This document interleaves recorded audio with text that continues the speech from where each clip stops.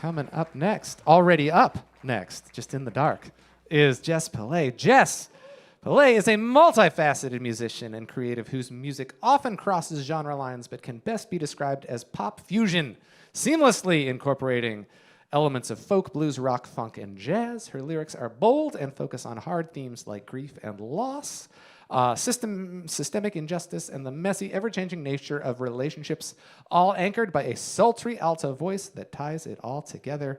Jess has joined us in the past for original music inspired by Charlotte's Web. Jess Pillay. Thank you.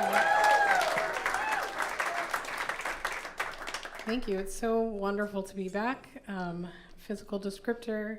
I am a South Asian woman in my mid-30s. We'll just say that.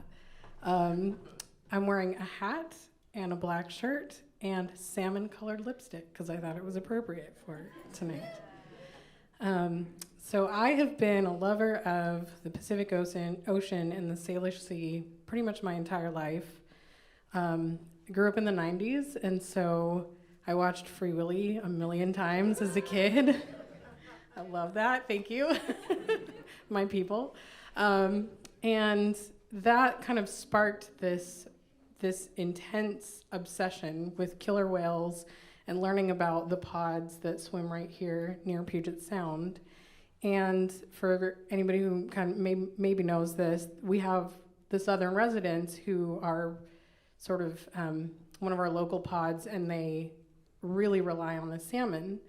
But they are dying because of whaling and all of the captures that happened back in the 1970s, and because our salmon population is dwindling. And so as our salmon population dwindles, so do our orcas.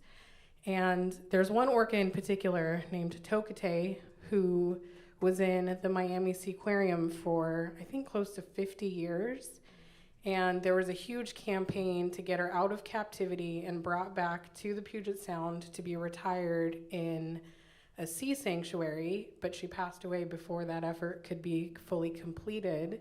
And so as I was reading this collection and just thinking about the relationship between the salmon and the orca and the Lummi Nation and just the people of Washington State, I kind of knew right away I had to write a song about Tokate. So this is in honor of her and in honor of the Lummi Nation, who has done some incredible work to try to raise awareness about the orca and the salmon.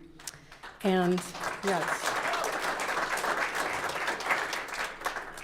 And it's called Daughter of the Salish.